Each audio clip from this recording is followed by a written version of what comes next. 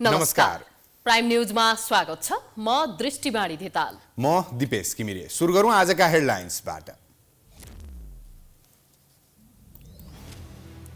राष्ट्रपति निर्वाचनमा माओवादीले क्रस भोटिङ गर्ने कांग्रेसले पाउने प्रचण्डको संकेत। प्रधानमन्त्रीले तत्काल मन्त्रीमण्डल विस्तार नगर्ने, 5 मन्त्रालय आफैसँग राख्ने। लाखौं डोज खोप खेर जाने अवस्थामा भए पनि बुस्टर डोजको भने अभाव।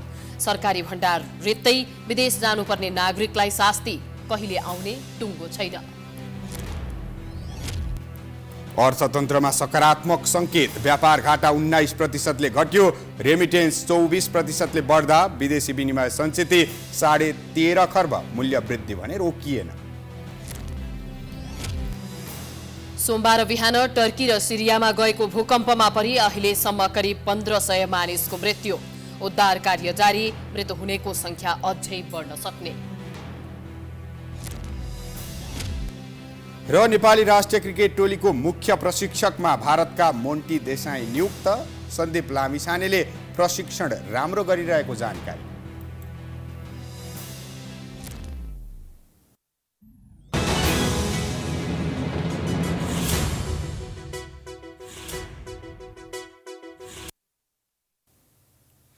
अब प्राइम न्यूज विस्तारमा। प्रधानमन्त्री पुष्पकमल दाहाल, नेकपा एमालेका अध्यक्ष केपी शर्मा ओली र नेपाली कांग्रेसका सभापति शेरबहादुर देउवा बीच भेटवार्ता भएको छ। सीमा सुरक्षा र राष्ट्रिय सुरक्षाको विषयमा छलफल गर्न दुई पूर्व प्रधानमन्त्रीलाई प्रधानमन्त्री पुष्पकमल दाहाल प्रचण्डले बोलाएका थिए। एमाले अध्यक्ष केपी शर्मा ओलीले भेटघाट राम्रो भएको प्रतिक्रिया दिएका छन्।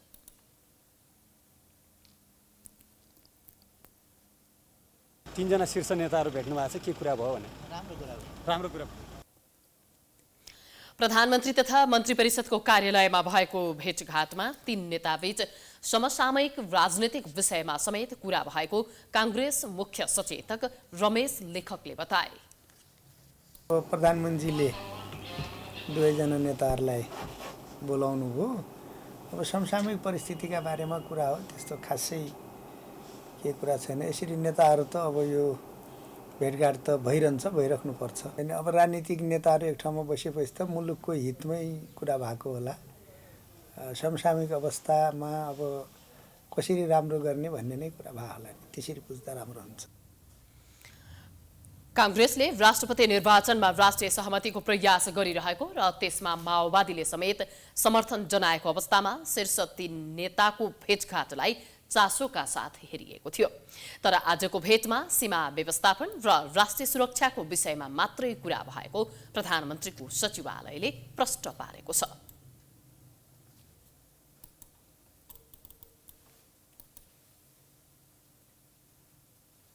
सरकारबाट राष्ट्रिय स्वतन्त्र पार्टीको बहिर्गमनसँगै प्रचण्डको नेतृत्वको सरकारमाथि जुनसुकै बेला खतरा पैदा हुने स्थिति बढेर गएको छ।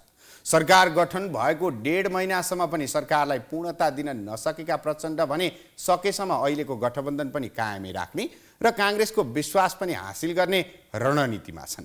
एक रिपोर्ट। अन्तिम समयसम्म पनि प्रचण्डलाई गलाउने रणनीतिले काम नगरेपछि सत्ता विमुख बनेको कांग्रेस अहिले भने प्रचण्डलाई फकाउने कुनै मौका खेर फाल्न चाहन्न। त्यसैले माओवादी बाहेकको उम्मेदवारी परेका राजनैतिक वा संवैधानिक पदमा मात्रै उम्मेदवारी दिने गरेको छ।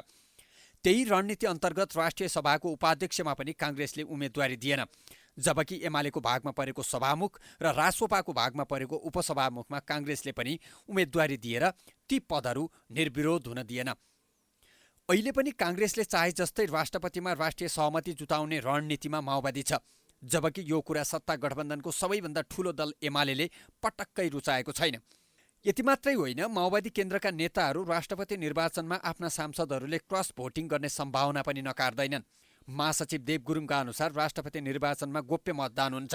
पार्टीले एउटा निर्णय गर्नेछ, तर सबै सांसदहरूले पार्टी निर्णय पालना गर्ने कुनै ग्यारेन्टी छैन। गोप्य मतदान हुने भएकाले कसैलाई कारबाही गर्न सक्ने अवस्था पनि छैन।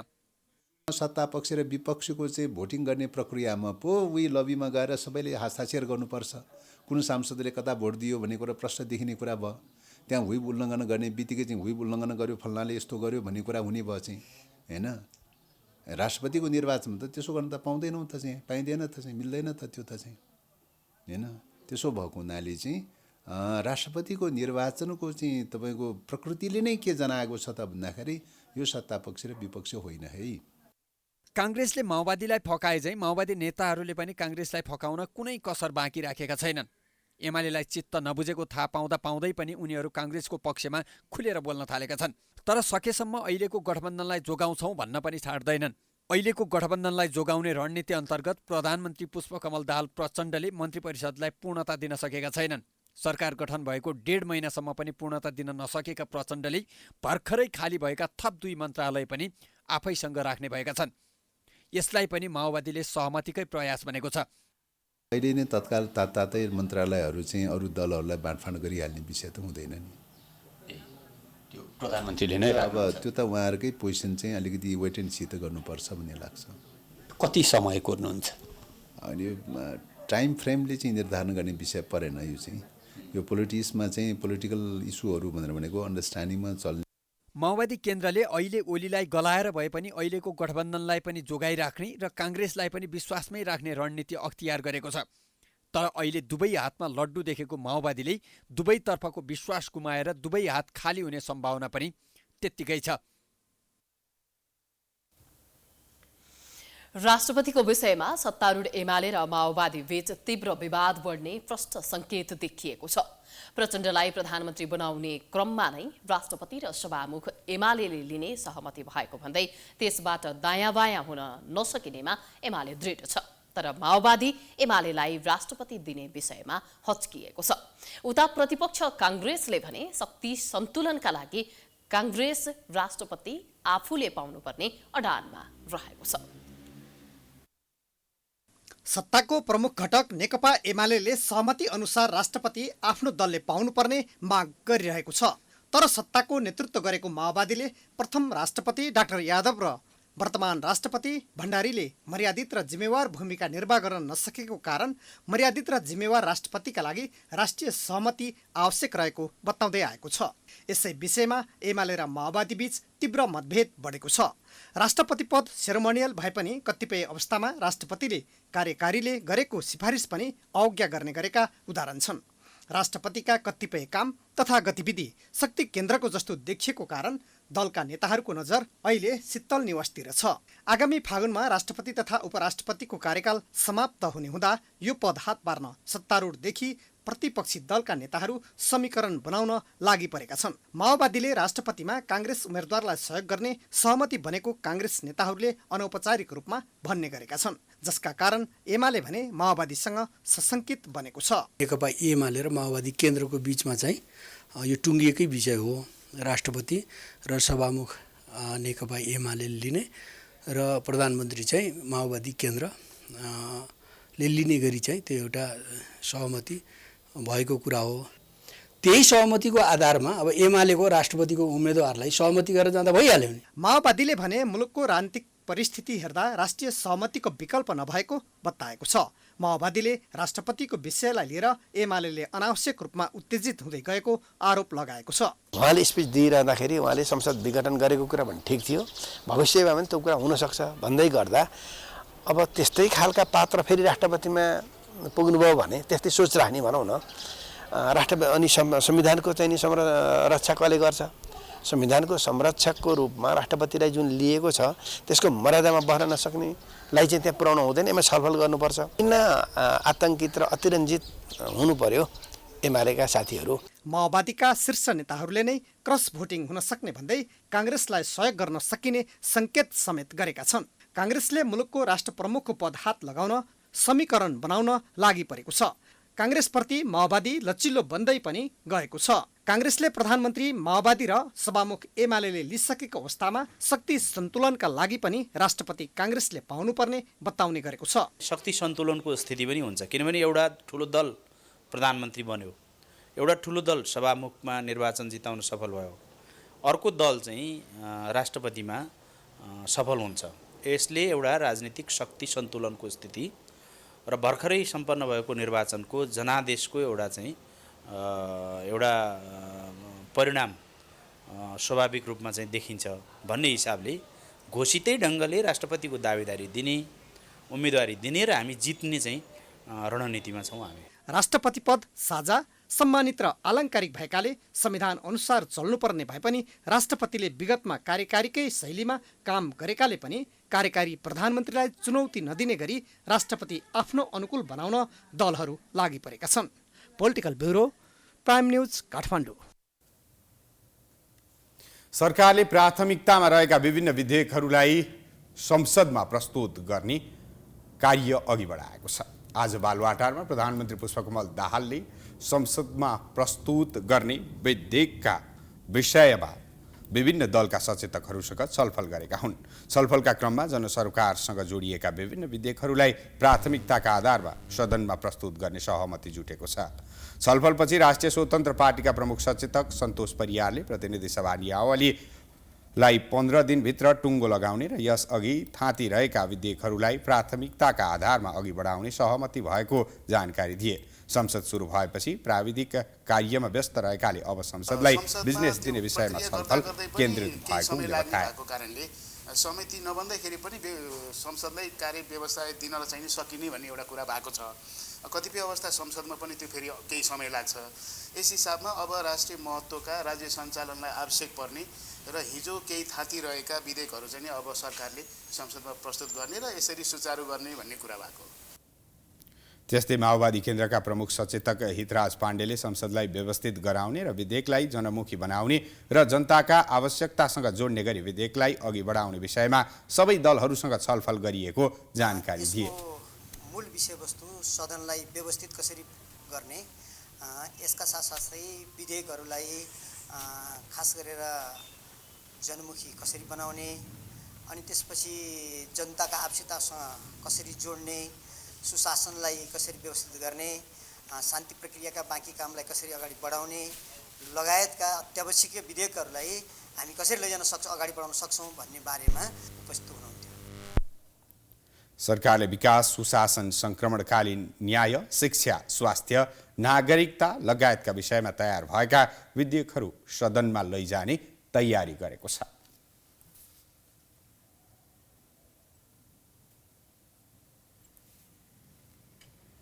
प्राइम न्युज जारी छ, हामी ब्रेकपछि आउँछौँ।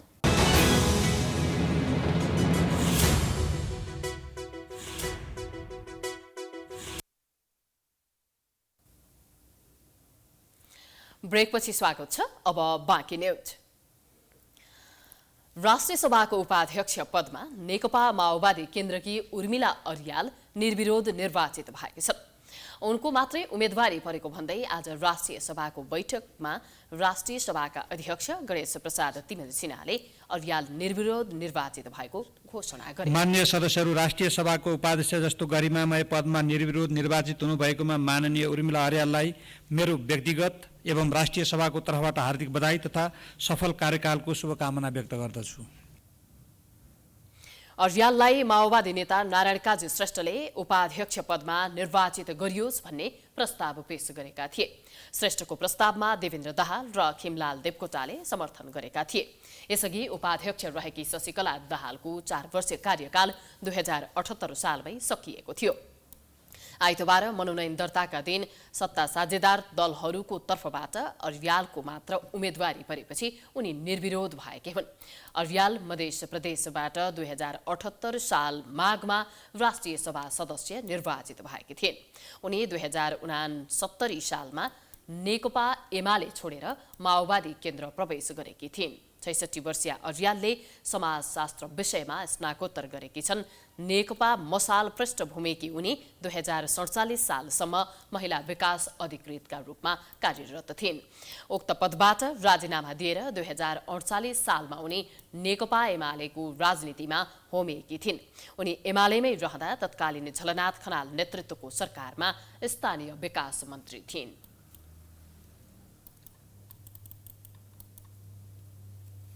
कोभिड विरुद्ध पहिलो मात्रा लगाउन मिल्ने लाखौं डोज खोप खेर जाने अवस्थामा छ भने जोन्सन एन्ड जोन्सन खोपको अतिरिक्त मात्रा बुस्टर डोज फाइजर खोप भने सरकारसँग छैन। फाइजर खोपको बुस्टर अर्थात् अतिरिक्त मात्रा सकिएपछि टेकु स्थित शुक्रराज ट्रपिकल तथा सरुवा रोग अस्पतालमा आउने सेवाग्राही निराश भएर फर्किन बाध्य भएका छन्। एक रिपोर्ट। वैदेशिक रोजगारका लागि फाइजर खोप लगाउन टेकु अस्पताल पुगेकी पुनम घिमिरेले खोप नपाएको गुनासो गरिन्। उनले टेकु अस्पताल, त्रिवी शिक्षण अस्पताल लगायत विभिन्न खोप केन्द्रमा पुगेर पनि खोप नपाएको गुनासो गरिन्। फाइजर खोप लगाउन टेकु अस्पताल पुगेकी उनी निराश भएर फर्किनु पर्यो। पुनम घिमिरे मात्र होइन, वैदेशिक रोजगारीमै जानका लागि बुस्टर डोज लगाउन पुगेका तेन्जिङ गाल्बो लामा पनि खोप नपाएको गुनासो गर्दै थिए।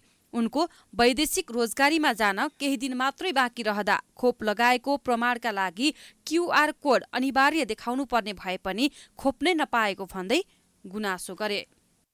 मैले जनसनको लगाएको थिएँ फर्स्ट डोज, अनि बुस्टर लगाउन आएको, बाहिर जान चाहिन्छ नि त, अनि यहाँ छैन रे, अनि अब काहीँ नै छैन, उता टिचिङमा पनि छैन, यता पनि छैन, अब कहाँ जाने जानलाई अब 5 दिन मात्र छ।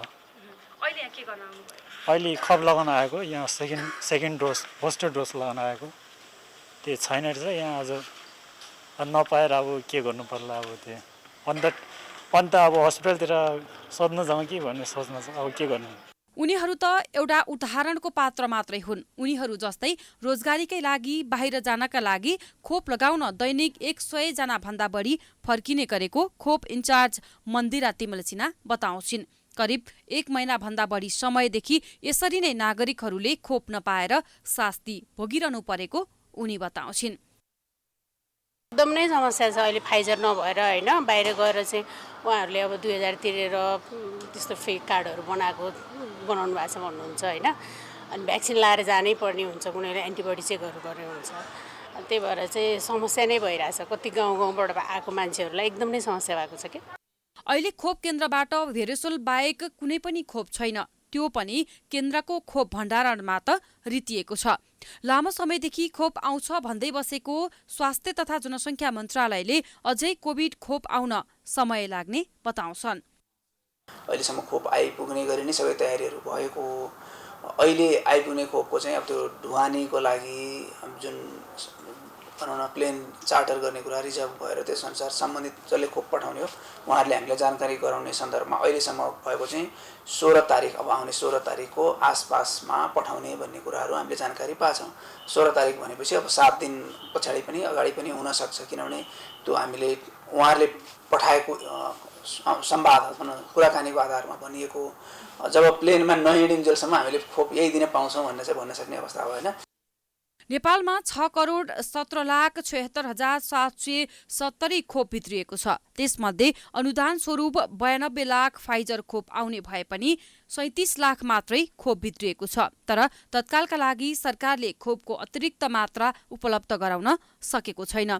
अन्य देशहरूले खोपको तेस्रो र चौथो मात्रा समेत लगाइसक्दा सरकारले वैदेशिक रोजगारीमा जानेहरूका लागि समेत खोपको अतिरिक्त मात्रा लगाउन सकेको छैन। यस्तो संवेदनशील विषयमा स्वास्थ्य मन्त्रालय सम्हालेको नयाँ नेतृत्वले तत्काल ध्यान दिन जरुरी छ। काठमाडौँ उपत्यकाका 3 ठाउँमा बर्ड फ्लू संक्रमण पुष्टि भएको छ। कृषि तथा पशुपन्छी विकास मन्त्रालयका अनुसार ललितपुरको खुमलटार, काठमाडौँको नागार्जुन नगरपालिकाको रामकोट र तारकेश्वर नगरपालिकामा पालिएको कुखुरामा बर्ड फ्लू संक्रमण पुष्टि भएको हो। मन्त्रालयको स्रोतका अनुसार गत शुक्रबार खुमलटार स्थित कृषि अनुसन्धान परिषद नार्कको अनुसन्धान फार्ममा पहिलो संक्रमण पुष्टि भएको थियो। सानो परिणाममा रहेको त्यहाँका पन्छी नष्ट गरिसकिएको मन्त्रालयले जनाएको छ। यस्तै नागार्जुन नगरपालिका 6 रामकोटको फार्ममा पनि बर्ड फ्लू संक्रमण पुष्टि भएको मन्त्रालयले जनाएको छ। त्यहाँको फार्ममा रहेका 4500 कुखुरा र 2255 वटा अण्डा नष्ट गरिएको पनि मन्त्रालयले जनाएको छ। तारकेश्वरमा बर्ड फ्लू पुष्टि भएको ठाउँमा अहिले पन्छी नष्ट गरिसकिएको छ।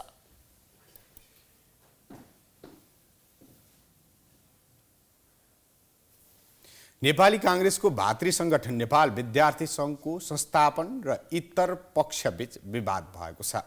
सोमबार काठमाडौँको नयाँ बानेश्वर स्थित नेपाल कमर्स क्याम्पसमा संस्थापन र इतर पक्ष बीच विवाद भएको हो। सोभि निर्वाचन विशेष सुझाव सङ्कलन कार्यक्रम गर्न खोज्दा दुई पक्षबीच विवाद भएको थियो। आफूहरूले सुझाव सङ्कलन गर्न खोज्दा संस्थापन पक्षले बिथोल्न खोजेको संस्थापन इतर पक्षको आरोप छ। विवाद भएपछि नेभी सङ्घका अध्यक्ष दुजाङ शेर्पा क्याम्पस पुगेका थिए। नेभी सङ्घ संस्थापन इतरकी नेत्री प्रेमिका राणा मगरले आफूहरूले क्याम्पसमा सुझाव सङ्कलन गर्न खोज्दा दुजाङ शेर्पा लगायतले अवरोध सृजना गर्न दुजाङ शेर्पाको हली हुँ। मलाई दुजाङ शेर्पाले जे भन्छ म त्यो काम गर्छु। यदि दुजाङ शेर्पाले ग्राउन्ड छोड भन्छ भने मात्र ग्राउन्ड छोड्छु, नत्र म ग्राउन्ड छोड्दिनँ भन्यो। ठिक छ भाइ, तपाईँहरू त्यस्तै कुरा गर्नुहुन्छ भने तपाईँहरू गर्नुहोस्। म ग्राउन्डमा पस्छु, के गर्नुहुन्छ गर्नुहोस् भन्दाखेरि हामी तपाईँलाई छुँदैनौँ, तर तपाईँहरूको भाइहरूलाई सामदाम द्वन्द भेदले हामी प्रयोग गरेर छिर्न दिँदैनौँ, घाइते बनाउँछौँ भनेर उहाँहरूले पुरै तपाईँले हामीले लगाएको ब्यानरमा पनि कमेन्टमा पनि उसले त्यो तरिकाले यहाँको गुन्डागर्दी तरिकाले उसले त्यो तरिकाले अगाडि बढाइरहेको छ। हामी उहाँलाई मान्नेवाला छैनौँ। उनले संस्थापन पक्षले अवरोध सृजना गर्न खोजे पनि सुझाव सङ्कलन अभियानलाई निरन्तरता दिने बताइन्। यता संस्थापन पक्षले भने पार्टीले दिएको जिम्मेवारी अनुसार नेभी सङ्घलाई एक ढिक्का बनाएर लैजान खोजेको जनाएको छ। दुई पक्षबीच विवाद भएपछि क्याम्पस बाहिर ठूलो सङ्ख्यामा प्रहरी परिचालन गरिएको थियो। पछिल्लो समय नेभी सङ्घका दुवै पक्षले समानान्तर गतिविधि गर्दै आएका छन्।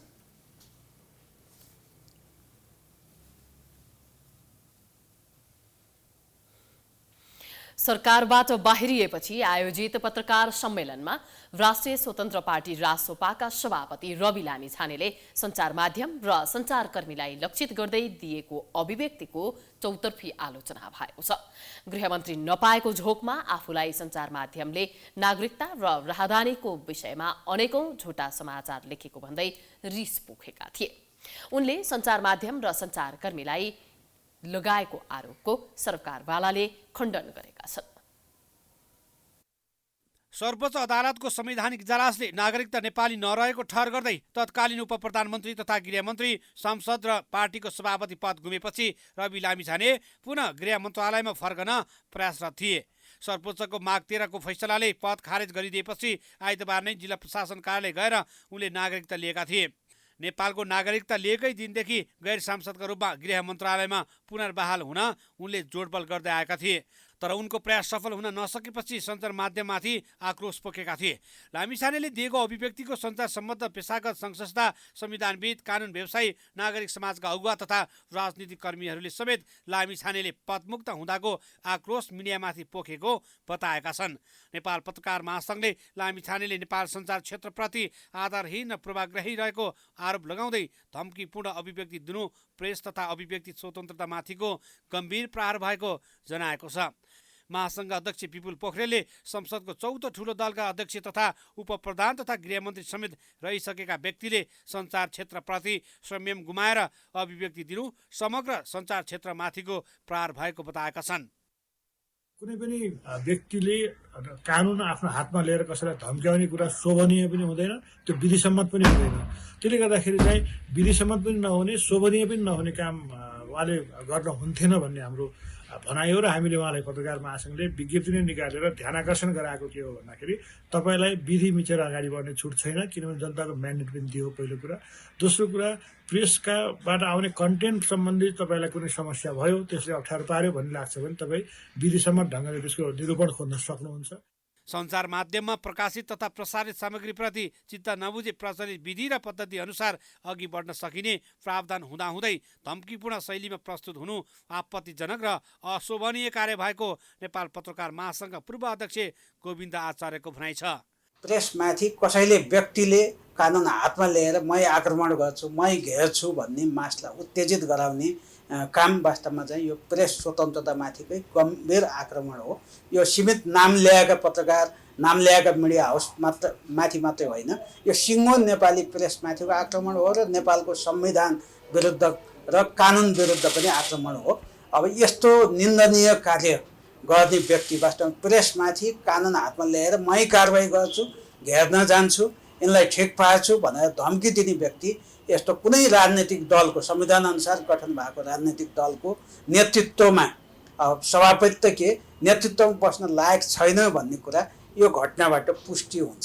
यस्तै नेपाल प्रेस युनियनले पनि लामिछानेले आफ्ना कमजोरी ढाकछोप गर्न सञ्चार माध्यम, सञ्चारकर्मी र समग्र पत्रकारिता क्षेत्रलाई बदनाम गर्ने उद्देश्यले प्रमाणहीन आरोप लगाएको भन्दै आपत्ति जनाएको छ।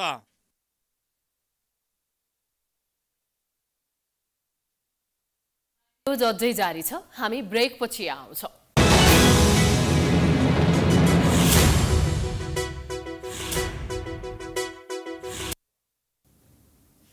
ब्रेकपछि स्वागत छ। अब बिजनेस न्यूज।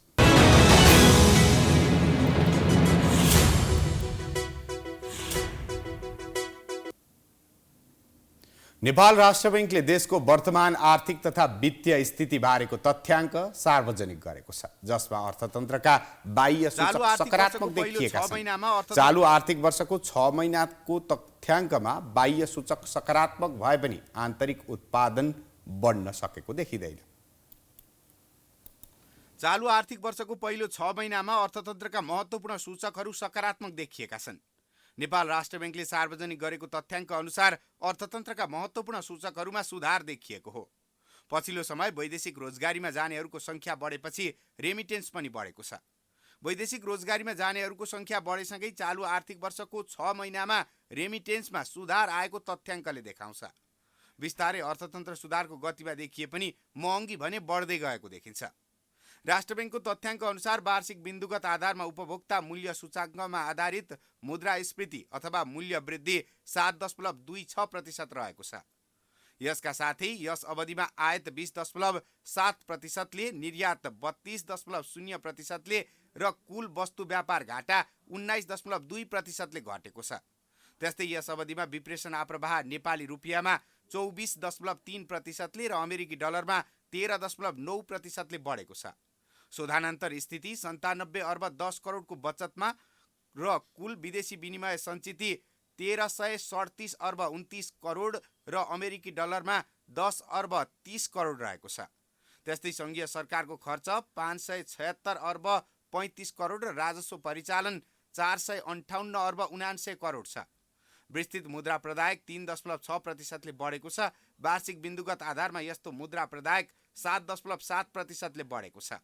बैंक तथा वित्तीय संस्थाको निक्षेप सङ्कलन 4.2%ले बढेको छ र निजी क्षेत्रमा प्रभावित कर्जा 3.0%ले बढेको छ भने वार्षिक बिन्दुगत आधारमा निक्षेपको वृद्धि दर 9.4% र निजी क्षेत्रमा प्रभावित कर्जाको वृद्धि दर 4.0% छ।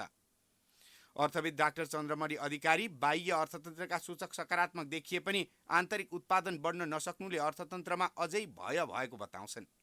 देशको अर्थतन्त्रलाई अघि बढाउनका लागि उत्पादनमूलक क्षेत्रमा लगानी गर्नुपर्ने आवश्यकता रहेको उनको भनाइ छ। सेवा आयमा अझै घाटा देखिन्छ। उद्योगहरू चाहिँ अधिकांश उद्योगहरू 50% भन्दा कममा चलेका छन्। मान्छेको हातमा पैसा छैन, बजारमा पैसा छैन। मुद्रा प्रदाय भनेको पैसाको प्रवाह 15-16% हुनुपर्नेमा 3% मात्रै छ। त्यो सबै दृष्टिकोणबाट हेर्दाखेरि हाम्रो अर्थतन्त्र सङ्कुचन भएर मन्दीतर्फ गएको देखिन्छ। केन्द्रीय बैंकको तथ्याङ्क अनुसार बाह्य क्षेत्रमा केही सुधार आए तापनि अन्य क्षेत्रको स्थितिमा खास सुधार आएको छैन। करिब 7 दशकको योजनाबद्ध र प्रजातन्त्र पुनर्स्थापना पछिको 3 दशक बढीको प्रयासका बावजुद पनि नेपाल अझै विश्वका 46 कम आय भएका मुलुक अर्थात् गरिब देशभित्रै पर्छ। अर्थतन्त्र दीर्घकालीन संरचनात्मक समस्याबाट माथि उठ्न सकेको छैन। तर बाह्य क्षेत्रका सूचकमा देखिएको सुधारले भने केही हदसम्म भए पनि सकारात्मक सङ्केत गरेको छ।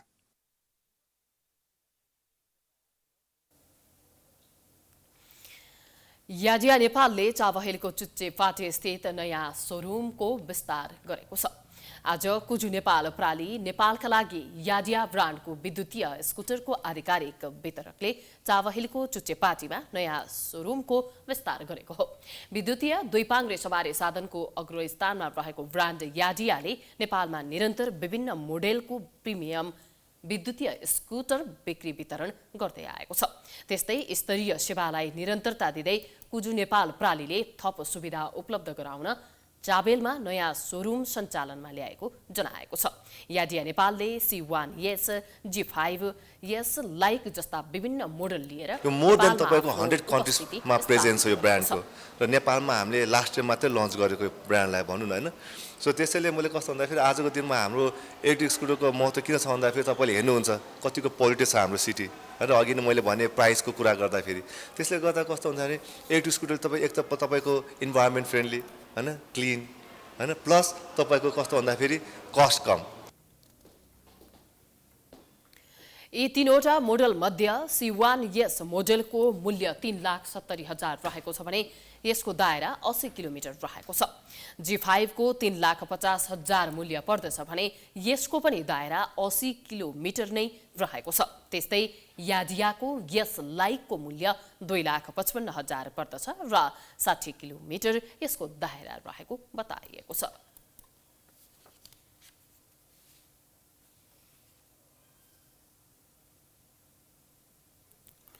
सञ्चार तथा सूचना प्रविधि मन्त्री रेखा शर्माले प्राथमिकताका आधारमा सञ्चार सम्बन्धी कानुनलाई मूर्त रूप दिने बताएकी छिन्। काठमाडौँमा आयोजित कार्यक्रममा मन्त्री शर्माले प्रविधिको विकाससँगै सञ्चार क्षेत्रको नियमन आवश्यक भइरहेको भन्दै पुरानाका कानुनलाई विस्थापित प्रतिस्थापित गर्दै सरोकारवालाको प्रत्यक्ष सहभागितामा नयाँ कानुन निर्माण गरिने स्पष्ट पारिन्। उनले महासङ्घ लगायत सरोकारवाला संस्थालाई सञ्चार क्षेत्रमा रहेका नीतिगत सुधारका लागि जतिसक्दो छिटो सुझाव दिन आग्रह गरिन्। उनले सोही आधारमा सुधार गरिँदै लैजाने समेत प्रतिबद्धता व्यक्त गरिन्। मन्त्रालयले जस्तो अब कतिपय ठाउँमा नीतिगत रूपमा पत्रकारको उपस्थित गरेको कुरामा त्यो कवि भाषा भन्नुभएको छ होइन, अरू कुराहरू भन्नुभएको छ होइन, कतिपय आर्थिक दायित्व नपर्ने कुरा छन्, कतिपय आर्थिक दायित्वसँग जोडिएका कुराहरू छन्। आर्थिक दायित्वसँग जोडिएका कुराहरूलाई अर्थ मन्त्रालयसँग कन्सल्ट गरेर अगाडि बढाउनुलाई होइन, त्यसलाई हामी अब पोजिटिभली हामी अगाडि बढ्ने कुरा हो। अब आर्थिक दायित्व नहुने तर फेरि राम्रो काम हुने कुराहरू पनि त छन्। तिनी कुराहरू स्वयं मन्त्रालय र अब तपाईँहरूसँग अब स्टेक होल्डरहरूसँग बसेर टुङ्गाउँदाखेरि मात्र टुङ्गिन्छ। कार्यक्रममा नेपाल पत्रकार महासङ्घका अध्यक्ष विपुल पोखरेलले संसदमा छलफल भएका र पाइपलाइनमा रहेका सञ्चार सम्बन्धी कानुनलाई पूर्णता दिने मन्त्री शर्मा समक्ष आग्रह गरे।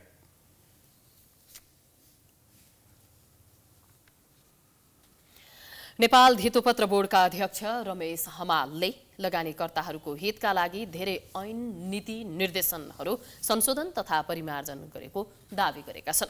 सोमबार ललितपुरमा बोर्डको कार्य सम्पादन, निष्कासन, अनुमति प्रक्रिया र विद्यमान अवस्था सम्बन्धी जानकारी दिन आयोजित कार्यक्रममा हमालले लगानीकर्ताहरूको हितका लागि पुँजी बजारको विकास र विस्तारका कामहरू गरेको दावी गरेका हुन्।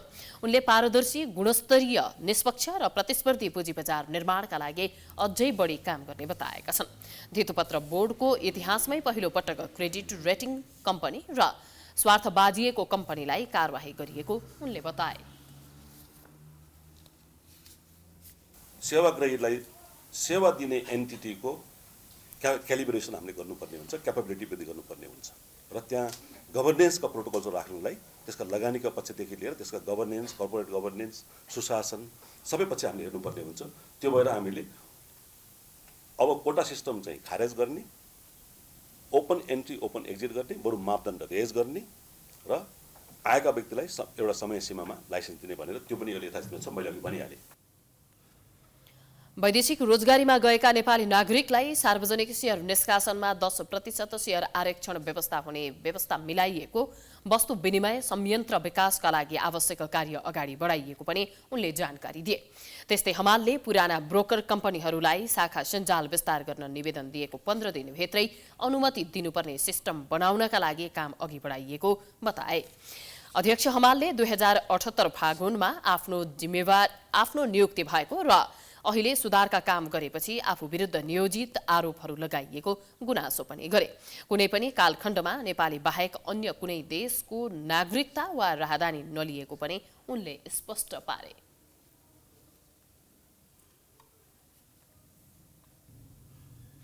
अब स्पोर्ट्स न्यूज।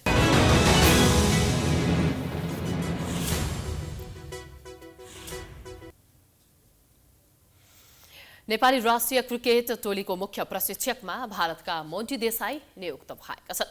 नेपाल क्रिकेट संघ ज्ञानले सोमबार काठमाडौँमा पत्रकार सम्मेलन गर्दै मोन्टी देसाईलाई नेपालको मुख्य प्रशिक्षकमा नियुक्त गरेको जानकारी दिएको हो। पत्रकार सम्मेलनमा प्रशिक्षक देसाईले प्रशिक्षणका क्रममा खेलाडीहरूले राम्रो क्षमता देखाएको जिकिर गर्दै आगामी दिनमा नेपाली राष्ट्रिय क्रिकेट टिमले राम्रो गर्ने बताएका छन्। आफ्नो अहिलेको योजनामा 12वटा एकदिवसीय खेल र नेपालको एकदिवसीय मान्यता जोगाउनेतर्फ नै उनी केन्द्रित भएको उनको भनाइ छ।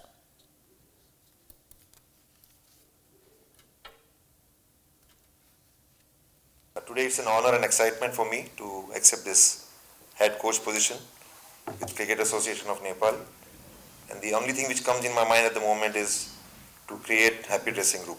That's my coaching philosophy. I would like to build an environment where we all, when we go forward in the next 2 years, feel proud about the story that we'll be building.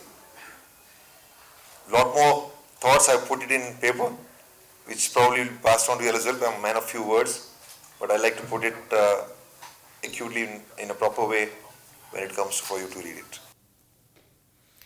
Sandeep लामिछानेका विषयमा उनले मैदानमा आफ्नो भूमिका र सिपमा पूर्ण उपस्थित देखिएको र टिमले पनि उनलाई राम्रोसँग ग्रहण गरिरहेको बताए। त्यस्तै क्यानका अध्यक्ष चतुरबहादुर चन्दले सन्दीप लामिछाने सम्पूर्ण कानुनी र व्यावसायिक प्रक्रिया पूरा भएपछि मात्रै बन्द प्रशिक्षणमा आएको दावी गरे।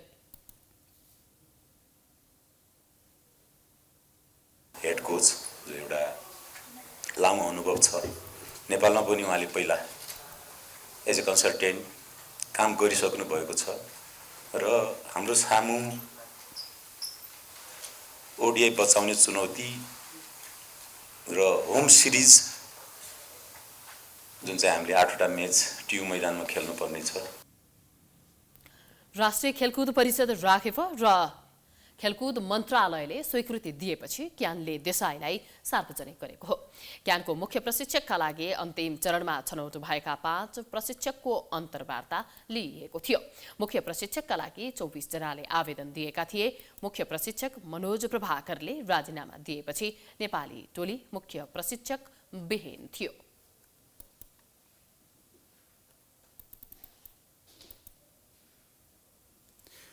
पाकिस्तानी राष्ट्रिय क्रिकेट टिमका ओपनिङ ब्याट्सम्यान मोहम्मद रिजवान नेपालमा आएर क्रिकेटर सन्दीप लामिछानेसँग भेट गरेका छन्। नेपाली टिमलाई राखिएको होटलमा रिजवान सन्दीप बीच भेट भएको हो। अन्तर्राष्ट्रिय फ्रेन्चाइजहरूको समन्वय गर्ने आफ्ना एजेन्ट पाकिस्तानकै तलाहा मोहम्मदसँग रिजवान आइतबार नेपाल आएका थिए। सन्दीपलाई भेटे पश्चात उनीहरू आजै स्वदेश फर्किएका छन्। रिजवानले सन्दीपलाई आफूलाई मानसिक रूपमा बलियो बनाउन सल्लाह दिएको बताइएको छ। सल्लाहले भने यसअघि जेलमा पनि सन्दीपलाई भेटेका थिए। सल्लाहले नै रिजवानलाई लिएर आएका हुन्। सन्दीपले अधिकांश अन्तर्राष्ट्रिय फ्रेन्चाइजहरू खेलेका कारण विश्वका धेरै क्रिकेटरहरूसँग उनको मित्रता छ। पाकिस्तानी लिगमा खेल्दा रिजवानसँग उनको सम्बन्ध भएको हो। रिजवान अहिले T20 क्रिकेटमा सर्वाधिक सफल ब्याट्सम्यानमा पर्छन्। उनी विश्व वरियतामा दोस्रो स्थानमा छन्। रिजवानले आज बिहान नेपाली राष्ट्रिय क्रिकेट टोलीका तथा क्यानका अध्यक्ष चतुरबहादुर चन्दलाई समेत भेटेका थिए।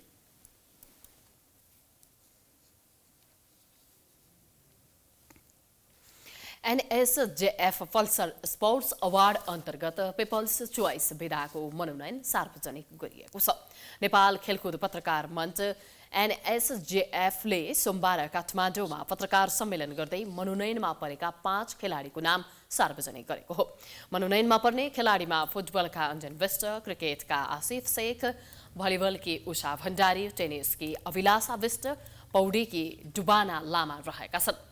एनएसजेएफ को खेलाडी छनौट समितिले मनोनयनमा पर्ने 5 खेलाडीको नाम सार्वजनिक गरेको हो। पिपल्स चोइस विधाका विजेता खेल पत्रकार, राष्ट्रिय प्रशिक्षक र समर्थकको भोटिङबाट चुनिनेछन्। काठमाडौँ कमलादी स्थित प्रज्ञा भवनमा आयोजना हुने स्पोर्ट्स अवार्ड फागुन 23 गते हुनेछ। यसपटकको पल्सर स्पोर्ट्स अवार्डमा पिपल्स चोइस अवार्डसँगै 9 विधामा अवार्ड प्रदान गरिने मञ्चका अध्यक्ष दुर्गानाथ सुवेदीले जानकारी दिए। सुनिसकेका खेलाडीहरू र कति अब सुनिने अबको 1-2 वर्षमा पक्कै पनि ती खेलाडीको नाम सुनिन्छ। त्यस्ता खेलाडीहरूलाई हामीले यो प्लेटफर्म दिएर चर्चाको शिखरमा पुर्याउने प्रयास गर्छौँ र हामी मिडियाले अथवा एनएसजिएफले गर्ने काम पनि खेलाडीहरूलाई यो राष्ट्रका सम्पूर्ण जनमानस माझ पुर्याउने काम गर्ने हो। उहाँहरूलाई हिरोज भनेर हामी भन्छौँ, उहाँहरूलाई रियल हिरोजहरूलाई प्लेटफर्म दिने हो र उहाँहरूलाई पपुलारिटीको शिखरमा पुर्याउने काम गर्दछौँ। वर्षको उत्कृष्ट खेलाडी पुरुष, वर्षको उत्कृष्ट खेलाडी महिला, वर्षका उत्कृष्ट खेलाडी युवा, वर्ष प्रशिक्षक, पारा एथलेटिक सम्मान, special award, life time achievement award र एसियन स्पोर्ट्स जर्नलिस्ट अवार्ड यसपालिका अवार्डहरू रहेका छन्। वर्ष खेलाडी पुरुष, महिला, युवा, प्रशिक्षक पिपल्स चोइसको मनोनयन आगामी दिनमा सार्वजनिक गरिने जनाइएको छ। मनोनयन नहुने विधाहरू लाइफ टाइम, स्पेशल, पारा एथलेट र एसियन स्पोर्ट्स जर्नलिस्ट अवार्ड विजेताको घोषणा कार्यक्रमकै दिनमा गरिने मञ्चले जनाएको छ।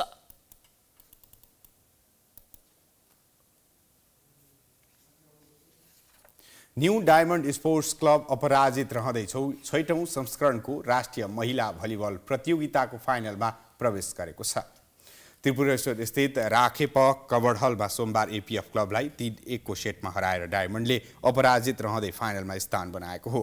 एपीएफ माथि न्यू डायमन्डले 25-21, 25-19, 21-25 र 25-21 ले जित दर्ता गर्यो।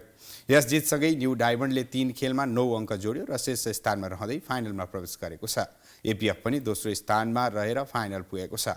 एपीएफले 3 खेलमा 6 अङ्क जोड्यो। प्रतियोगिताको फाइनल खेल मङ्गलबार हुनेछ। शेरबहादुर खड्का स्मृति प्रतिष्ठानको आयोजनामा जारी प्रतियोगितामा 4 टोलीको सहभागिता छ।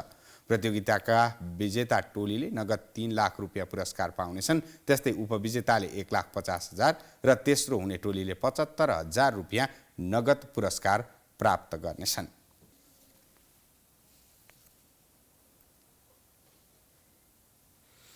हामी प्राइम न्यूजको अन्त्यमा आइपुगेका छौं। जाँदा जाँदै हेडलाइन्स पुनः एकपटक।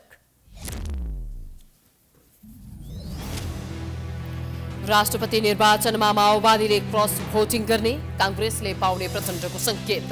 प्रधानमन्त्रीले तत्काल मन्त्रीमण्डल विस्तार नगर्ने, 5 मन्त्रालय आफैसँग राख्ने। लाखौं डोज खोप खेर जाने अवस्थामा भए पनि बुस्टर डोजको भने अभाव। सरकारी भण्डार रित्दै विदेश जानुपर्ने नागरिकलाई शास्ति, कहिले आउने टुङ्गो छैन। अर्थतन्त्रमा सकारात्मक संकेत। व्यापार घाटा 19%ले घट्यो। रेमिट्यान्स 24%ले बढ्दा विदेशी विनिमय सञ्चित 13.5 खर्ब, मूल्य वृद्धि रोकिएन। सोमबार बिहान टर्की र सिरियामा गएको भूकम्पमा परि अहिलेसम्म करिब 1500 मानिसको मृत्यु। उद्धार कार्य जारी, मृत्यु हुनेको संख्या अझै बढ्न सक्ने।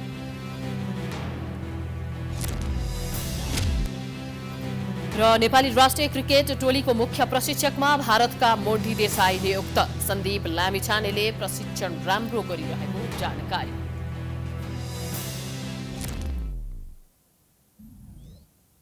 प्राइम न्यूज अहिलेलाई सकियो। यसपछिको प्रस्तुति जनता जान्न चाहन्छन् ऋषि धमलाको साथमा। हेर्दै गर्नुहोला प्राइम टेलिभिजन। नमस्कार।